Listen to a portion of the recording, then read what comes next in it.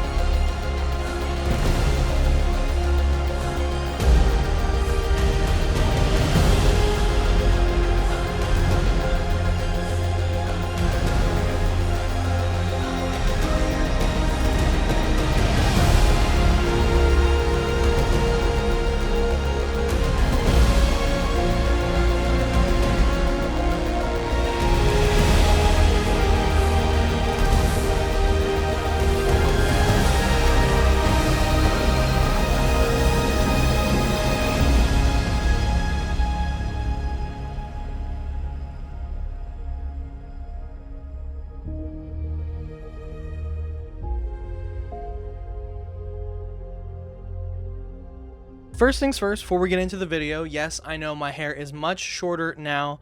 It's been a couple of weeks, almost probably want to say about 2 months actually, since I recorded the intro of this video, mostly because I wanted a break from the Pokemon videos, so I wanted to do a little bit of Star Wars, so here we are. I've always wanted to play the Dark Souls series, but I've never been good enough or had enough patience to try and beat the same boss while it's killing me over and over again. This has also bled into the Souls-like genre of games, which Jedi Survivor happens to fall into.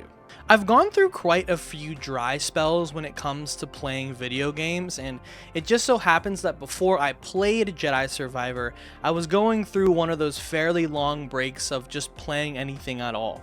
I'm not exactly sure why I ended up at a GameStop, but I was out shopping one day and I decided that I wanted to purchase a new game to play. I had a simple question to ponder. Do I get Star Wars Jedi Survivor, or do I get Forbidden West, or I should say Horizon Forbidden West, or God of War Ragnarok? At the time, getting just Jedi Survivor or the 2 other games was the same price, and it was kind of hard for me to justify just getting one game versus 2 different games. After sitting in GameStop for a few minutes pondering what would be the best use of my money, I decided to go with Jedi Survivor. I fell in love with Star Wars as a franchise while I was growing up, and I just figured it was going to be the best use of my money if I wanted to try to crawl my way back into playing video games again. Man, am I glad that I made the decision to pick up Jedi Survivor. I'm not sure what it is about the Star Wars franchise, but there's just something about the world building and the lore that just hooks me every single time a new Star Wars property gets released. Jedi Survivor was even better because it was piggybacking off of one of my favorite games from the last generation, Jedi Fallen Order. In this video, I want to break down the narrative of this game. I'll also be reviewing different things like the actual game mechanics, but this will mostly be a narrative breakdown on why I think this sequel expands not only Cal's journey, but the world and pocket of time that this portion of the Star Wars universe takes place in. I am about to spoil absolutely everything about this game, so you've been warned. Jedi Survivor is not only an incredible story, but it's also the perfect sequel, in my opinion. This game cold opens on Cal Kestis, the game's protagonist, being transported to Coruscant by a group of mostly masked mercenaries, bars. The first question that I asked myself while watching this sequence was, where's the rest of the crew from the Mantis? At the end of Fallen Order, the whole crew just seemed to be in such high spirits to go on their next adventures, so where did everyone go? My thoughts about the old crew were quickly dashed when we landed and Cal was escorted to meet with the Senator of Coruscant. Being able to see Coruscant and the underworld was amazing to me, even if it was only for a short time. This is one of the only planets, at least in this game, that gives us a big city vibe. I would have absolutely loved to spend just a little bit more time in the underbelly of Coruscant. I can hope that in this new Star Wars game, Star Wars Outlaws, we might be able to get a little bit more from the actual universe itself, considering this is supposed to be an open world game, but I'm not sure what that is going to entail and how many planets we'll actually get to see, so who knows. I don't want to get too off track though, so let's get back to talking about Jedi Survivor. After Cal is brought in front of the Senator, we find out that the capture of Cal Kestis was a ploy to get him inside to steal some military information for Saw Gerrera.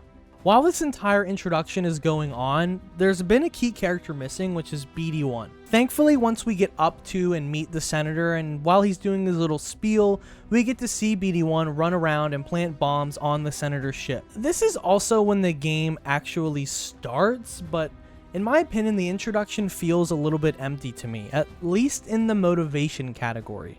While we'll talk a little bit more about these feelings when we move on to the second section of this video, this does mirror how Cal is feeling at this point. Like, there's really no reason we're moving forward besides just the feeling of progressing. So Cal steals his lightsaber back from the Senator, and so the Senator decides he wants to run away, and this is when BD1 sets the bombs off and causes a chain reaction, which also causes a huge accident that obviously wasn't planned. Cal is caught up in the aftermath of his failed ideas and saved by a new member of his team that has been disguised as a merc this whole time, Bode Akuna. I'd be lying if I said that I saw it coming that Bode would be a major antagonist of this story, but thinking about it, at least thinking about it more than I have in the past, I probably should have seen it coming from a mile away. After Cal is saved by Bode, you take some time talking through some life details where you learn about his daughter Kata and why he decided to join up with Saw Gerrera. I really like Bode as a character, and without the rest of the original Mantis crew, it was nice to have a side character I felt like I could actually latch onto. Moving through this portion of the game, it also felt like I was riding a bike again after taking a long time away from it. I didn't exactly remember everything, but after some time I got the hang of it again, and I was fighting and platforming with no issues. Jedi Survivor gives the player all the tools you had at the end of Fallen Order, including the multiple lightsaber stances, and says, you've used these before, now go mess around with them. The level design of Coruscant is beautifully laid out, so you have to use all the skills one after another until you have mastery over the mechanics from the first game once again. Later in this video, I want to talk about the added movement and combat mechanics, but I just love that they didn't remove features like Tears of the Kingdom after Breath of the Wild. I know getting the Master Sword is a major part of a Zelda game, but it sucked doing shrine after shrine just to get the Master Sword again, and there was nothing special about it besides landing on Zelda's head. Man, I love getting myself off topic and talking about anything other than what this video is actually about, so let's go back to Star Wars. Moving through this portion of the game felt like I was returning to a long-lost friend who welcomed me back with open arms. And also pissed me off with game design I couldn't figure out, but that only happened once, I think. Moving through Coruscant all while getting to know Bode was such a great way to get us attached to his character. We get to hear stories about his adventures and wonder how he got his hand on a Mandalorian jetpack. It's totally unfair that he gets one of those things and we don't. I was hoping eventually that we would unlock one, but we don't unlock one. After fighting very similar enemies to that of the first game, we find our way back to the Crash Senator ship, but now we have to figure out a way to get inside of it. We also get to meet the rest of Cal's new crew, but I don't remember them for one reason or another. It's at this point in the game, after getting into the Senator's ship, Cal and the player realize just how far the Empire has reached in the galaxy. The Resistance is failing, and what they are working towards almost feels useless. From the outside looking in, we know where this goes, and obviously the work that they're doing now leads somewhere. Everything Cal and Saw Gerrera do are paramount to Luke eventually taking down Vader and Sidious and defeating the Empire forever. The problem is, at this point in history, the only thing anyone could see in the future was complete darkness. Cal and his new crew were planning on escaping and taking the Senator with them, but they're ambushed by a familiar enemy from the first game, the Ninth Sister. The Ninth Sister and her stormtroopers wipe out most of Cal's crew, and for a moment, he loses control, tearing the enemy to pieces. At this point, I didn't know that this was the first time that Cal tapped into the dark side, but after reflecting on it and getting through the entire story, it absolutely is. The Ninth Sister catches up with Cal in the aftermath of this big battle and challenges him to a duel. If you haven't played the first game, we ended up fighting her on Kashyyyk and took her hand. I had a pretty rough time with her fight way back when, so I wasn't sure if I was about to get stuck on the first real boss of this game. Thankfully, it ended up being a pretty easy time. I got to walk away from the confrontation feeling somewhat good about my abilities. That feeling wouldn't last forever though. Cal seems more weathered in this game as well. He doesn't hold back anymore, and he has no mercy for the people that hurt his friends. Cal is extremely ruthless, and throughout this story, he battles those feelings time and time again. I'm so excited to specifically break down his character later, but for now I just want you to know him as a troubled soul. After defeating the Ninth Sister, you meet up with the rest of the crew and leave the planet on the Mantis. Sadly, while leaving, everyone dies except for Bode and yourself. The Mantis also took some pretty hard hits while trying to leave Coruscant, and that requires the handiwork of one special person that Cal hasn't seen for a long time. Grease. Grease, the owner of the Mantis, is currently staying on a planet called Kobo, which we can luckily make it to, but just barely. We did make it to the planet that Grease calls home, but since we didn't necessarily land the Mantis properly, we now have to trek across the whole planet and do some puzzles and fight enemies just to make it to where we need to go. After making our way to the saloon, we are met with one of the big bad enemies of Jedi Survivor, Turgle. Oh, wait, sorry. Turgle is actually the Jar Jar Binks of this game. The actual antagonist that we meet here is an alien called Ravis. Ravis is a really interesting character that we'll get to know pretty well during our time in this game. Ravis leads a group called the Bedlam Raiders. This is the main antagonistic force in the game besides obviously the Empire, and he is on a hunt for something we'll find out about in a bit. Now, back to Turgle, the weird alien frog thing that got thrown out of the saloon. He sold Ravis a fake device that was going to lead him to a treasure that he's been hunting for a very long time. Ravis is really angry that Turgle did this. Before they can kill Turgle though, Cal stands up and shows everyone that he's a Jedi and shouldn't be messed with. This leads into a little boss fight that you do with one of the Bedlam Raiders. This game does this a couple of times, where you fight an enemy as a boss one-on-one, and then as the game progresses it becomes more of a normal enemy type. This happens in a bunch of games, but this is the one I think I noticed it most heavily throughout the story. After Cal successfully takes down the Raider, Ravis withdraws from the fight. I'm not sure if he just didn't want to show his hand at the time, but I'm sure he just didn't want to reveal too much about himself or his backstory, just in case he came across Cal again on his journey, which, you know, just so happens later, but we'll get there. With the fighting being over now, we enter Pyloon's saloon with Turgle, and we get to finally reunite with Grease. This is super touching because we get to see them reconnect in this kind of father-son moment where Grease is really happy and proud to see him. Cal also finally gets to have a good night's sleep, which is probably the best rest he's gotten in a while. Grease has this little setup that he's made down in the basement of Pyloon's saloon just for Cal with all of his stuff, just in case he ever needs a place to lay his head. I'm sure Cal doesn't visit very often, but just the thought that this place exists probably makes his life just a little bit sweeter.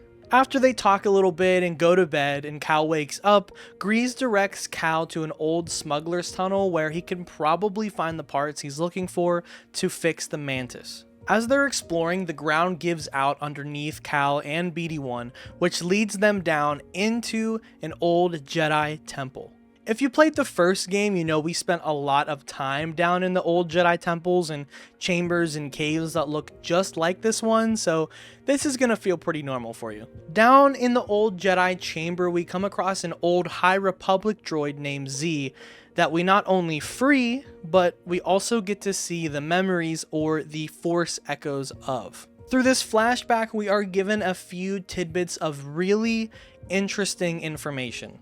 Z used to serve a Jedi named Centauri Kree, more on her later, who wiped her memory. The final thing we get from the flashback is Centauri telling Z to use the tuner device she handed her to head to the Forest Array and find the key to Tanalorr. We take Z back up to the surface where we meet back up with Grease and also run into Bode, who followed our tracking beacon to Kobo to meet with us. After mentioning Tanalorr, the planet seems to have been lost with time because Grease mentions it as it's sort of a old prospector's tale or an old wise tale that people only dream of going because it's filled of treasure. Z, however, is convinced this is real, and since Cal saw the flashback inside the Force Echo, he tells Z that he'll help her whenever she asks Cal to fulfill her duty, whatever that means. Cal then makes his way over to the Forest Array to see what this key to Tanalorr is all about. Man, I swear I had to fight like 1.5 million enemies just to get to the array part, and even then, I don't want to talk about all the environmental puzzles that I had to do, while I also had to fight 1 million other enemies in this next section of the map. I do love this game, and I think everyone should play it, but this game has so many long ass gauntlets, it's insane. Sometimes a person just needs a breather or a break. When we finally make it to the Forest Array and complete just, I think it's 1 or 2 more puzzles, we are greeted with a person inside of a Bacta tank. I think the easiest way to explain what a Bacta tank is just a big tube. It's kind of like where Darth Vader was held if you watched Rogue One. It just keeps someone alive and healthy. I'm not sure more on top of that, but that's kind of a base overview of what a Bacta tank is. Cal walks up to the tank and he touches it and is given even more memories about this story in the High Republic era. The person inside the Bacta tank is named Dagan Gera, and he was once friends with Centauri Kree, the Jedi from Z's memories. Dagan and Centauri found Tanalorr together, where they hoped to found a new Jedi Order or a new division of the Jedi Order that would be safe from prying eyes. At this point, we're pretty unsure if the hopes and dreams of these 2 High Republic Jedi came true, but with the state Z was in and the fact that Dagan was missing an entire arm, I'm guessing something probably went pretty wrong. Cal releases Dagan as he's been talking to him through the Force inside the Bacta tank, and this is where things take a turn for the worse. Dagan ends up turning to the dark side then and there, bleeding his lightsaber crystal red and attacking Cal. Cal tries to save Dagon, but after years of isolation and thinking about what went wrong and what he went through, it's just warped his mind too much, and there's really nothing that Cal can do to help him. Dagon is long gone, and it's up to Cal to defeat him. This boss fight honestly isn't overly hard, but like the second sister in the original game in Fallen Order, we're going to be seeing a lot more of Dagon Gera, and this is not the final boss fight with him. Cal and Dagon battle it out for probably a while, but with Dagon just waking up and needing time to recover his strength, he retreats. Ravis, the alien from earlier that I said we would probably see more of, comes back into the picture to pick up Dagon and save him. This shows us that the treasure that Ravis was after whenever we found him trying to kill Turgle was actually Dagon, and we probably will see more of them throughout this game. Not even probably. Definitely. With being unsure on where to go next, Cal recruits Bode and Grease to come along with him to look for Seer Jinda, his old master. Cal's been away from Seer for a while, and at this point, he's really looking for some guidance. So it's off to Jedha to hopefully get some of the answers he's so desperately looking for. I feel like all I've done so far in this video is talk about the narrative and not really do like a review of Jedi Survivors, so why don't we go off on a little tangent just for a second? I don't want to move on to talking about Cal meeting Seer or meeting Merrin again until we actually talk about what this game is set up to be. In Jedi Survivor, we get to see a much older and broken version of Cal Kestis. I didn't think we could see a more broken version of this character after the story that we saw in Jedi Fallen Order, but honestly, I think it's worse. This game takes place 5 years after Jedi Fallen Order, and it's pretty obvious that Cal has been dealing with a lot of loss since the Mantis crew broke up. There was a book that released that takes place in between these two games called Battle Scars, but I haven't read it and I probably won't read it before I release this video, so I'm not going to be talking about any of those details today. Cal has been spending his time on the forefront of this battle with the Empire, and we see on Coruscant whenever Cal goes and gets the military information that the Resistance isn't even making a dent. I think this information and that he's not really doing anything to help the galaxy hits Cal a lot harder than he lets on.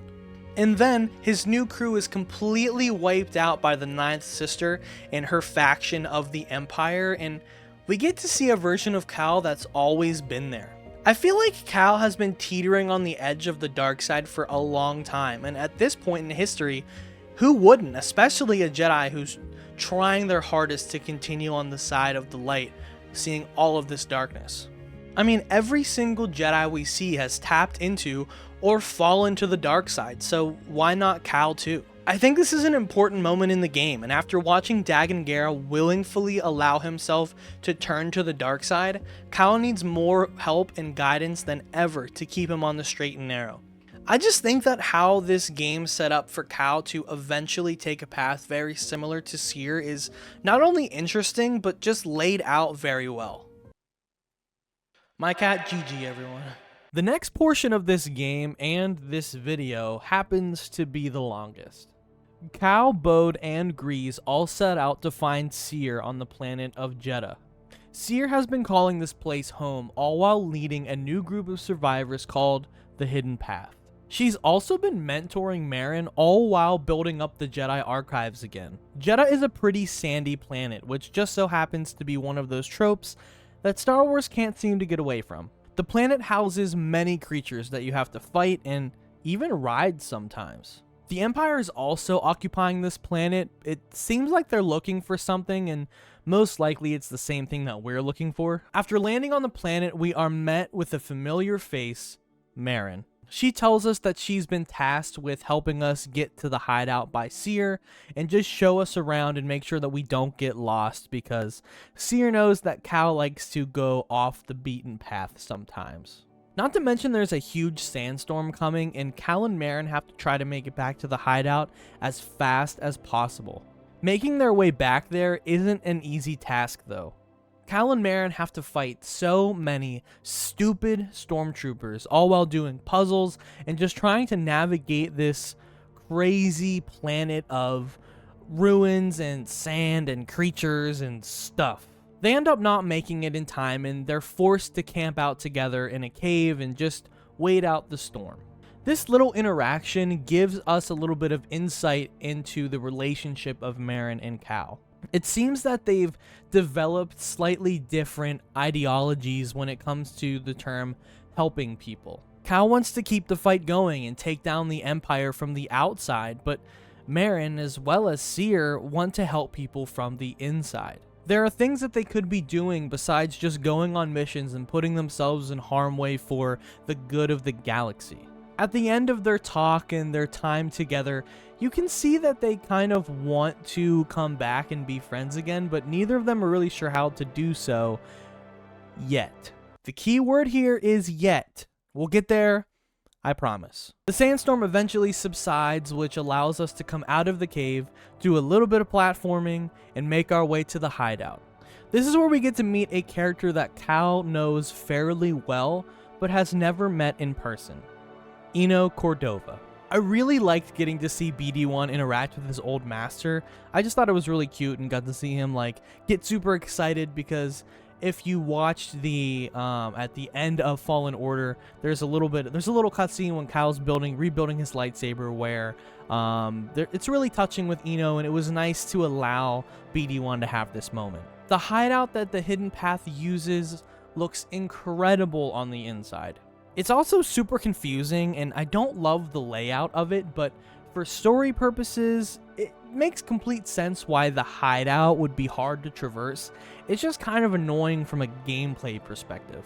Getting to meet Seer again, though, and reconnect the whole Mantis crew with a couple of extra outliers was just an incredible feeling for someone who's played and loved the first game. Not only do we have the original crew, but we also have Bode and Eno, two characters that I really enjoy and think make great additions to the cast. We spend time on Jedha and Kobo doing some side missions and just trying to level up, but we also end up heading to the shattered moon of Kobo to search for Dagan, Ravis, and any information on Tanalorr that we can get our hands on. The first time we head over to the moon, we are on the hunt for a High Republic device that we can use to make our way to Tanalorr. After finding the device that we're looking for, we have to fight one of the boss types of this game. A Bedlam Raider with a lightsaber? I think these fights are really fun and can honestly be pretty difficult at times. But the biggest thing about these boss fights is the fact that after you defeat them, you get to unlock different lightsaber stances. In most situations, I ended up using the single blade, the double blade, the split double blade, and then also the single with the blaster. And I just think that the added stances in this game are incredible. I mean, I don't think I really used it at all, but the crossguard stance looks so dope. I mean, it's so cool being able to look like Kylo Ren, even though I know people don't love his character. I just love Star Wars. I just love everything Star Wars. I don't know what you want me to say. We head back to Jedha with Bode and Grease to give the device to Eno when we find out the safe house is being searched for by the Empire and things are looking grim. The group isn't really sure how they figure out about the existence of the safe house, but Cal and Merrin head out to try and save the life of a Hidden Path member by the name of Brother Armia? I don't know. I haven't played the game in a while, and I probably could go and watch this part back to really know how to pronounce his name, but I don't think I'm gonna do that. Sadly, the character that Cal and Merrin are looking for is killed by the Empire for their search for the safe house, and we get to see Cal get saved by Merrin at the last second. Cal is definitely a little bit broken at this point and really tired of losing people, so I think he's willing to throw his life away just to save a single person at this point. At this point, Cal and Merrin take the fight to the Empire to save the safe house from further damage. This is also one of my favorite sequences in the game, as Cal and Merrin kiss and we get to fly around the map using portals that Merrin creates. I'm a huge fan of the big set pieces that this game uses, and the ending sequence where they take the drill down is just such an amazing moment where Merrin and Cal throw all the pieces back into the drill, and I just love it. Cal and Merrin sadly won't be official for a little while, but it was nice to see this interaction between them as well. After getting back to the archive, Eno tells Cal that Centauri had created a compass to make her way to Tanalorr. Cal then tells the group about the plan for the Jedi Order to put a temple on Tanalorr in the past that could be safe from the prying eyes of the universe. Cal also gets to see another Force Echo where we see Dagan wanting to go against the Jedi Order, and Centauri being the one who cut his arm off. Centauri did what she had to do so Dagan would be unable to take the compass and defy the Jedi Order. Earlier, before the Hidden Path member was killed by the Empire, he ended up giving Cal some contact codes that couldn't end up in the Empire's hands. The story feels like it's going at breakneck speeds at this point, but now we are headed back to Kobo with the contact codes to see what we can do with them. Once we arrive on the planet, we find out that Z was taken by the Bedlam Raiders, and we now have to make our way to the Lucrehulk. The Lucrehulk is one of the ships that controlled the droids back in the Clone Wars. If you watch the prequel movies, then you would have seen the big one that's at the beginning of the Phantom Menace. This is one that's basically been grounded that we have to go and find Z on, that the Bedlam Raiders have taken over. I think it's really cool that the Bedlam Raiders use droids too, by the way. I haven't talked about that yet, and I will probably cover it a little bit later, but I enjoy seeing them as an enemy type again. I think it's cool. We head to the massive ship with Bode, and we have to fight another million enemies, all while doing more environmental puzzles and more platforming. That's pretty much all this game is. It's kind of like Dark Souls with platforming, and it's fine, I guess. It just gets on my nerves after just fighting a million enemies over and over and over and over again.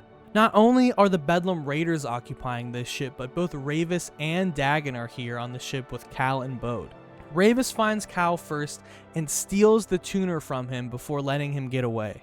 I feel like this part could have been more like a horror game, but the jump scare of Ravis coming through the wall still scared me a little bit, so I guess I'll let it be.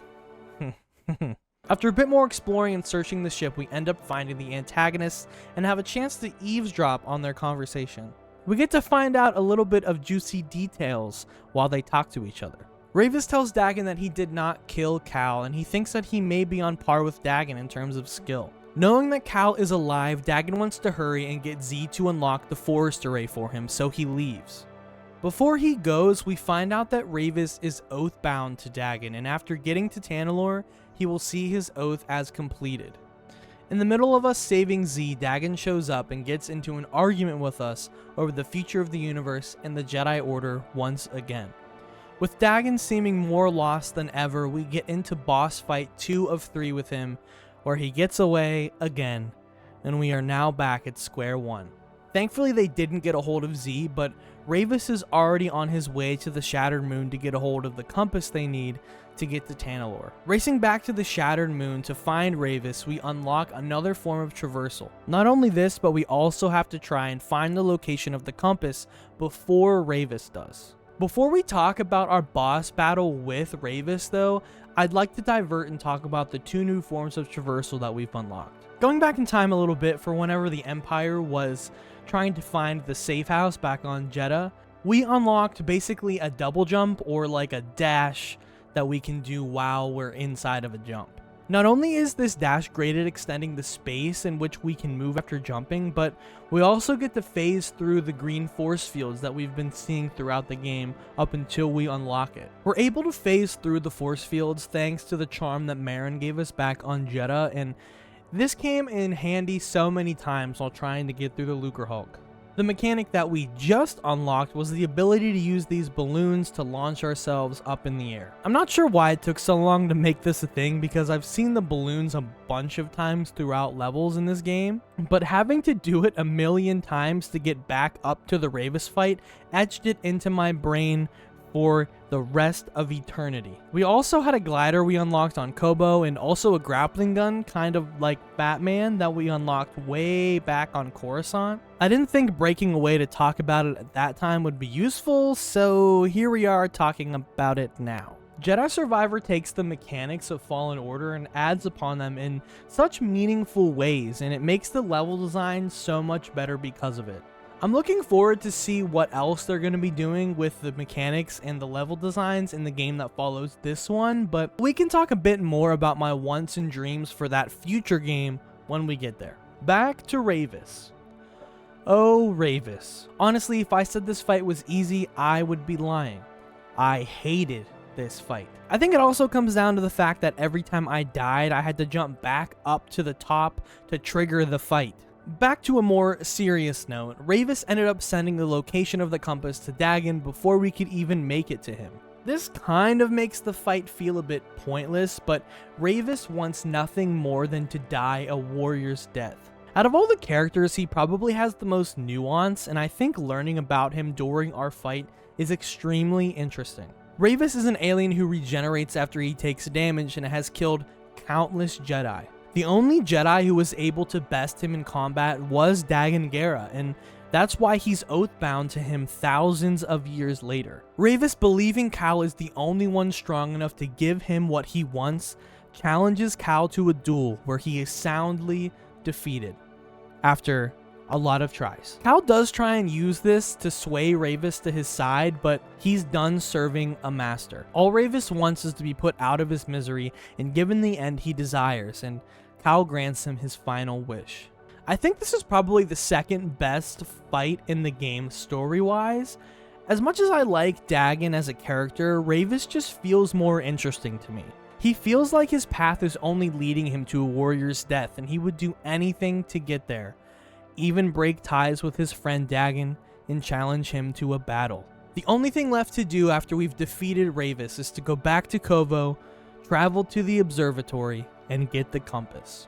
Sadly, of course, we're stopped by Dagon once more, and the final battle between Cal and the Sith commences. I don't know how many times I have to say this, but we also had to do a huge gauntlet of enemies and level design and traversing and platforming just to get to this point. There was a really cool fun boss fight where we had to fight 2 Bedlam Raiders with lightsabers at the same time. Bode was also with us the whole time, so it wasn't too bad, but it was another gauntlet of 1,000 enemies we had to beat, so this final battle with Dagon is incredible. We have Bode with us and things start out and are absolutely on our side, until Dagon pulls the Force visions out of his ass. Dagon basically throws Bode aside and messes with Cal's head so much that it almost looks impossible for Cal to win.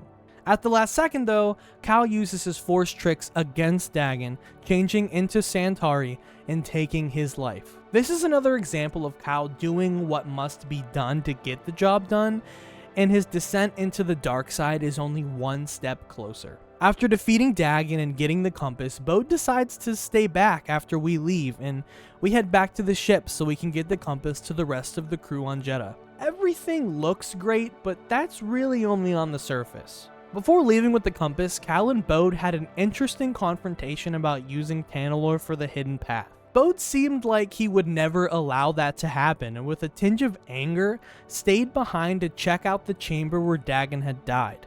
We wouldn't find out just yet, but something dark and ominous was going to be upon us sooner rather than later. Before we move on to the last section of this game and my favorite part, I want to talk about Dagon and why I think he could have been a better villain for this game. I think at the end of the day, Dagon was only meant to be a stepping stone or a stopgap to get us closer to the true villain of this story, but I think because of this, we miss out on a great character. Dagon would have been an interesting character to bring in as a good guy, as an equal to Cal in both power and skill. When they work together to get the compass, he then brings Ravis back into the picture and shows us his true colors when they reach Tanalorr together, and then boom, the big plot twist happens.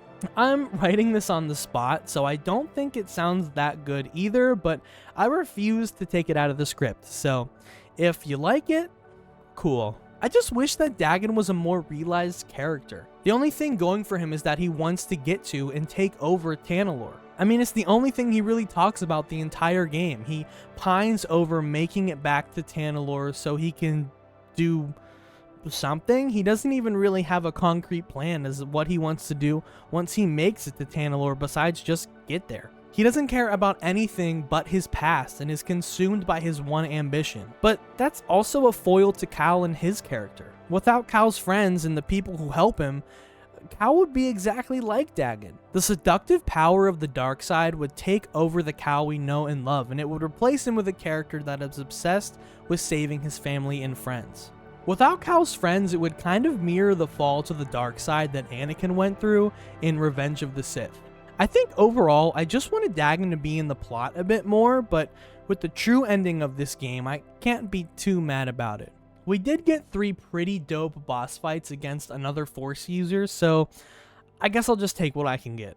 The next portion of this video is mostly going to be about Bode and his, surprise if you didn't already know this, betrayal. Things with Bode have always felt a little bit off. It might have been the stories that he always told about how he was protecting his daughter at all costs, or how he was super interested in Cal's love life this entire time, trying to get him down the path of attachment with Jedi aren't supposed to have. I mean, at the time, these things came off as that he was just really close friends with Cal, kind of like he was the Han Solo to Cal's Luke Skywalker. However, this wasn't the case. After defeating Dagon and getting the compass and going back to Jedha, the game should be over. But it's not over. Cal and Bode head back to Jedha to meet with Cere and the rest of the group. Once they arrive, they all rejoice on the successful mission and journey that they just went on, and we kind of get this little moment of peace. While Cordova looks over the compass that we just brought back, we end up having a campfire with the rest of the Mantis crew, and we get to talk through everyone's life plans, and we get to see what everyone has ready or what they want to do with their futures now that they might be able to have access to this secluded planet. Cal at this point tells Cere that he wants to use Tanalorr as a safe space for the hidden path, kind of to keep them away from the Empire and just let them grow in relative peace. But Bode has other plans. As they all wake up the following morning and start planning on how to get everyone to Tanalorr and to make this the next hideout for the hidden path, Bode makes his move. In one foul swift, he takes out Cordova with a single gunshot and throws a grenade at the group so he can make his swift escape. Even though at this point Cal is beside himself with grief, he does decide he wants to chase down Bode in probably one of the most beautiful and intense chase scenes that we've seen in a long time. We finally catch up to Bode whenever we get to his, I think it's an X-Wing, but there's another twist to this story. Not only is Bode a spy for the Empire, but he's also another Jedi survivor. Bode stayed back after we killed Dagon and stole his lightsaber, and after a short battle with him, we're knocked off the cliff where Cal is left unconscious. When the screen comes back up, however, I was expecting to wake up as Cal at night. But we actually start playing as Cere. I didn't see this part of the game coming whatsoever. I mean, you get to play as Cere, this badass Jedi Master, just mowing down an onslaught of incoming stormtroopers. Cere is trying everything in her power to save the archive that she's been building, but also she's mostly trying to save the people that have supported her this whole time and her mission. Throughout this whole time that you're playing as Cere though, Cal never returns, and just whenever I thought Cal might be coming to give Cere a hand, the person who comes walking through the door is death itself. If you played Fallen Order, you would know at the end of that game when Darth Vader shows up, it feels like the end of the world. He comes out and is all but a force of nature, and you feel so powerless against him. Playing as Cere in Jedi Survivor though, after she's gone through her transformation and really become a Jedi Master, is completely different though. Darth Vader has been hunting for Cere in the hidden path for a while. And I'm not sure if he was just tired of sending his lackeys to go hunt for Cere, but after they got the tip from Bode that they were on Jedha, he decided to go himself to end the uprising or the new Jedi Order. A battle between Cere and Darth Vader happens, or begins and ends, very quickly. You would think going up against Darth Vader as Cere you would just get mollywopped, but it's actually a lot closer than I thought. It's at this point that I realized just how powerful Cere had really become. I mean, even Darth Vader himself, the antithesis of evil in the Star Wars universe, gets pushed back by Cere and almost loses. Sadly though, even when we win the boss fight, Cere still loses her life. I will say though that it was nice that there were actual stakes going up against Vader in this game specifically. I felt like in Fallen Order, something bigger should have happened when we confronted him, and no one really died except for Trilla, but I didn't really think she was ever going to come back to the light side anyways, so it didn't hit as hard as Seer dying. After Seer falls, we get to see a time lapse of Cal picking her up and breaking down. I mean, Cal can't seem to win, but in my head, at least with the power that he has to see Force echoes, he can at least come to terms with what happened to Seer and know that she fought to the bitter end. Before we move on to the final little section of this game, I just want to say that this boss fight wasn't easy. I mean, mostly because this was a brand new character and I didn't really know the combos and how Seer dodged, and all of those things were kind of hard to get a grip on. Even though we did play as her for a little while, killing all the stormtroopers and taking out different things, it still doesn't make a boss fight any easier whenever the character's mechanics are completely different. Seer really got to show her stuff though in this fight. I'm really curious to see just how powerful she truly was at her peak compared to other Jedi Masters like Obi-Wan or Yoda. I mean, in the Obi-Wan show we got to see him fight Darth Vader, so I think it would be interesting to power scale them.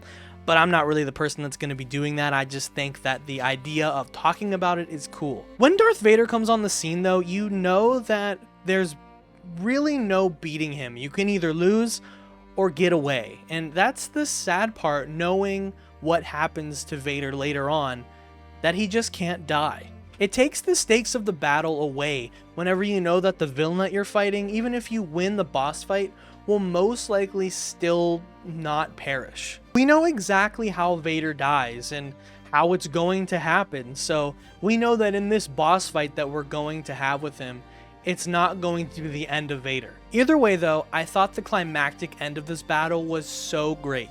Being brought down to Earth and having to watch Cal grieve over the death of his now second master was just so intense and extremely sad. But now we commence to the final part of the game. We need to find Bode and get to Tanalorr. The only question that remains is, how do we find him? Cal is in such a vulnerable spot after losing Seer, and it's scary how close he is to losing himself. After making their way back to the Mantis, Cal realizes that he might be able to track Bode using the tracker they used at the beginning of this game when they left Coruscant. Using the said tracker, Merrin, Grease, and Cal track Bode to Nova Garon, an Imperial base. This base sucks, or at least it did for me. I died so many times. Over and over, this gauntlet just beat me down. I think it took me forever. I thought the boss fight against Darth Vader was annoying, but this just takes the cake for this game.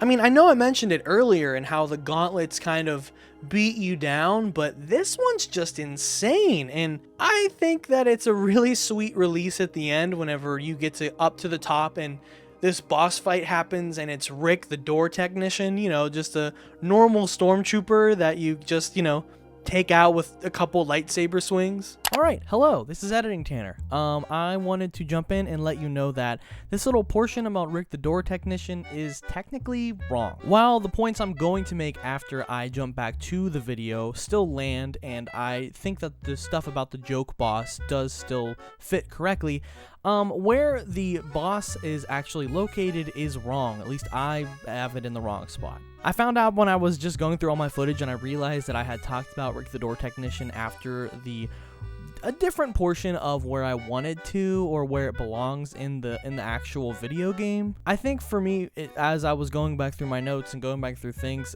there's so many gauntlets in this game that I just kind of got confused, and I put Rick the Door Technician towards the end of the game with the Bode stuff rather than with the Dagan Gera stuff when we went through the Imperial base earlier.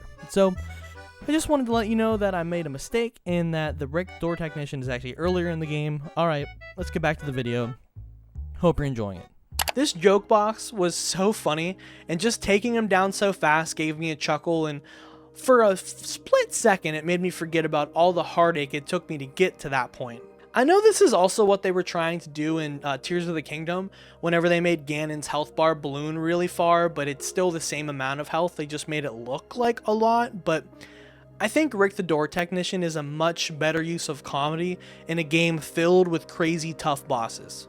I'm really hoping that games will kind of lead into this joke territory in the future a little bit more, because I just thought it was really wonderful to just have a nice relaxing boss fight that made me laugh. After defeating the all-powerful door technician and taking the clothes of the captain of the compound, we find Bode's room and finally get to meet his daughter Kata. We take a little bit of time helping Kata find her stuffed animal, but that's when Bode arrives. You can tell that he's on edge about the situation, but he doesn't feel like Cal is actually going to hurt Kata. The friendship is still there, but Bode is really only trying to save his daughter, and that's it. We come to find out that Bode was a Republic Jedi who was working undercover during Order 66. Once the Empire learned about his past, they had his wife killed and then took Kata hostage in hopes of getting Bode to do their bidding. Bode had been a double agent since the beginning of this journey, and he was the person who was feeding the Empire information the entire time. Cal was even tricked into following Bode to Nova Garon so that he could destroy it, and there would be no trace left of Bode or his daughter. Bode was using Cal and his explosive anger to finally get away from the Empire and make a new life for himself and his daughter on Tanalorr. Cal and Bode wanted separate things, and Bode would not allow this haven to be used to train the new Jedi Order. I think it was at this point that either Cal or Bode or both of them realized that they're never going to see eye to eye on this. Bode ends up getting away with the compass, and that leaves Cal with nothing and no way to continue the work that Cere was doing. I think this was the straw that broke the camel's back for Cal, so much so that we unlock a new ability that's called tapping into the dark side. We go after Bode with rage in our hearts, tearing through everything and anything in our way, and Cal almost succumbs to the dark side at this point. Thankfully, Merrin was there and she saves Cal once again by bringing him back to the light. You know, for someone who's supposed to embody the dark side, you know, one of the Night Sisters, Merrin tends to be a pretty good guy. Or girl. Cal is at his wit's end at this point, and with the help of Z, the Mantis crew figure out they can align the forest arrays to show them the way to get through the abyss to Tanalorr. Cal, Grease, and Merrin leave Z at the array to help guide them, and then they are off to head to the final location of this game, Tanalorr. There's also a really cool section of the story where Cal uses the Force to successfully get them through the abyss, so I just wanted to mention that because I thought it was pretty cool. After landing on the planet, there's really only one thing left to do, and that's find Bode and take him down. I also like the parallels at this point because we already visited the planet or got to walk through this section earlier whenever we first saw Dagon, so it's really cool to actually get to experience this planet for the first time in real time. Making their way to the temple, Cal and Merrin run into Kata once again, where they console her on being all alone and convince her to show us where her dad is. As they come up on Bode, he turns around and is angry, like angry. He can't seem to grasp why Cal would follow him this far and thinks the only way to keep Kata safe is to take Cal down. This way, no one will know they exist anymore. Bode even goes so far to almost hurt Kata while his emotions are taking over. This leads into the final boss fight of this game, Cal versus Bode.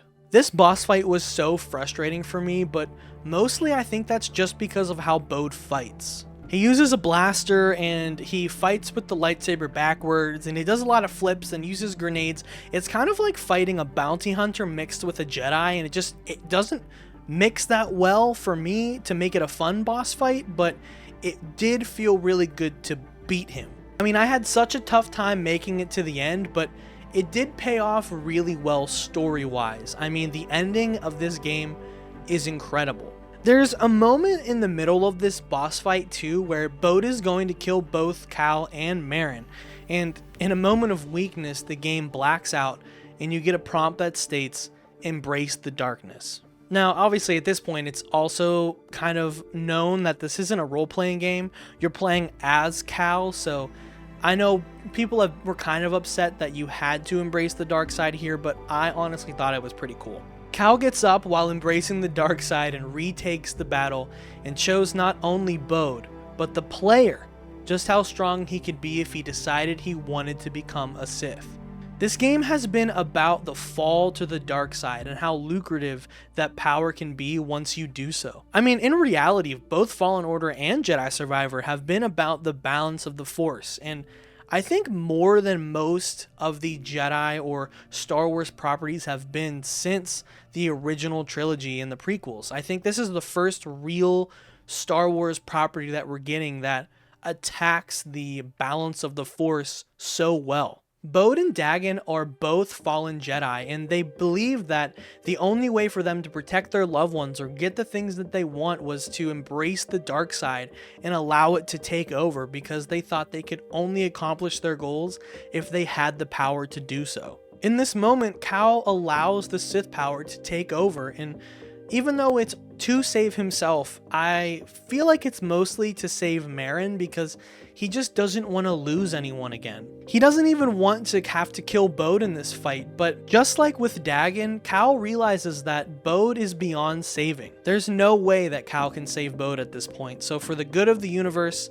and the hidden path, he takes him down once and for all. I also think it's kind of fitting to see Cal take Bode down with the exact blaster that Bode gave him earlier in the game. It was almost like a full circle moment for him, accepting that Jedi in these new times means embracing things he wishes he didn't have to. And this is where the game ends. Cal, Merrin, Grease, and now Kata hold a funeral for Cere, Eno, and Bode. They all make a promise that they'll build something on Tanalorr that will outlast the Empire and make all of their family and friends who have passed proud. The final thing we get to see is a vision where Cal and Cere get to speak, where Cere tells Cal to guide her through the darkness. This most likely means that Kata is a Force sensitive, and Cal will probably be her teacher or her master, and we'll have to guide her around the dark side and through the darkness, just like Cal has had to do in these last 2 games.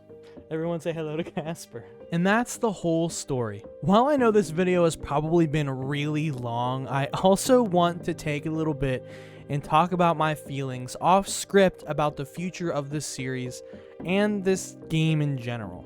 Mostly because I'm tired of writing and think I might be able to formulate my thoughts a little bit better off script.